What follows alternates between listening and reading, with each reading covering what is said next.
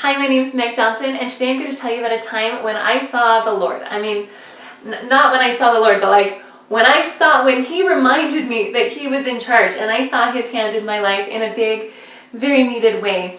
So maybe something that people don't know about me is that I drive the speed limit. I don't want to drive the speed limit, but I do. Quite a few years ago, I received a little personal revelation that that's something that I should always do. I should always drive the speed limit no matter where I am. And it's not that fun, but it's okay. So I drive the speed limit, and the most frustrating time is when somebody drives less than the speed limit. I never knew, until I started driving the speed limit, I never knew that people drove that slowly. And so one time I was driving through a canyon, and somebody was driving less than the speed limit, and so I was going to pass them on the left because I don't usually get to pass people because most people don't drive the speed limit. And so I was able to pass this person, and so I got into the left-hand lane as we were, going around all of the curves in the canyon, and so I got into the left-hand lane to pass him, but as I did so, he sped up. And so now he was going a lot closer to the speed limit, and then he was driving the speed limit, and then we were kind of neck and neck, kind of driving, and I was like, oh, like I didn't want to drive less than the speed limit and get back behind him. I was hoping he'd slow down again, but he didn't. And then I was a little bit frustrated, and so I kind of slowed down a little so that he really could get in front of me so that I could get back behind him. And at that moment, a car whizzed around all of those curves and got right behind me because she wanted to go really fast. And I, of course, was in the left lane blocking her way. I mean, I didn't mean to. She wasn't there before. But she was honking, and then she quickly got over to the right lane to pass me. And because I didn't have enough time after that car passed when she got over. Otherwise, I would have gotten right over. I mean, that was my plan anyway. But as she was passing me on the right, she gave me the meanest look, and she motioned with her hand, that I was supposed to be in the right-hand lane, that I shouldn't be in the left lane and driving so slowly. And my hands are paralyzed. I was anyway, I won't tell you what I was tempted to do. But it doesn't matter because I couldn't do anything, and I couldn't even tell her that I was trying to get back over. But she was just really, really mean, and without any words, she just, yelled at me really hard and made me feel terrible.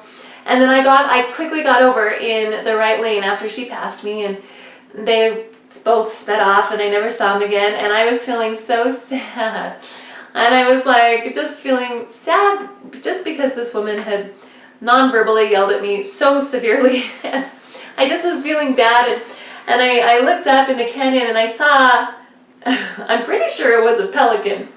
And so I looked at this pelican, and something else maybe you don't know about me is that I love birds. I love birds a lot, actually. And a lot of the answers to my prayers actually come through birds, which is highly unusual. I recognize that. But so I saw this bird that looked just like a pelican. If I didn't, I looked like a pelican to me. Anyway, and I thought to myself, and I know that you shouldn't seek signs, but I was like, oh man, if that's Heavenly Father telling me, that He's aware of me and my commitment to drive the speed limit, which is what He told me to do in the first place, then that pelican will fly with me for just a little bit, just so I can see him and just so I can watch this beautiful bird, this majestic looking bird, just fly in the air.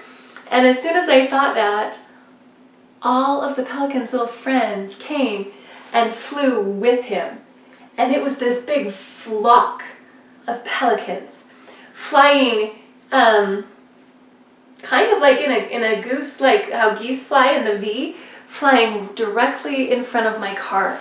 Not or over my car, because then I wouldn't have been able to see them. They were in front of my car, so I saw all of them.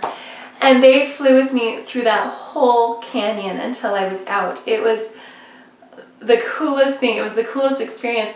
It was Heavenly Father for sure, reminding me that He was in charge, that He knew that I was trying to keep that commandment, that He knew that lady had yelled at me, without any words, and that He knew what had just happened, and He was supportive of me. We shouldn't seek signs. It's not good to say, oh, well, I'm having such a bad day, God better show me a pelican, to make this day even better. That's seeking a sign. However, when you see a sign, that there's a pelican, and you know that God knows how much you love birds, surely that's Heavenly Father telling you that He has placed that bird in the sky just for you, just for me. So that's my little message today of little is not a very good adjective for that. So that's my humongous miracle story that I had that was just a little tender mercy for me at that really hard time in my life. And I challenge you to see those. Don't seek for those, but see them, because they do happen. The Lord wants to show you that He's in charge. He wants to show you that He's there, and He wants to tell you in unique, specific ways to you that He loves you. And if you're on the lookout, you'll see those too. So thank you so much for listening to my little miracle story today. Subscribe to these videos if you're not already. Find me on Facebook and Instagram, and come to my website, www.megjohnsonspeaks.com. I'd love to hear from you too.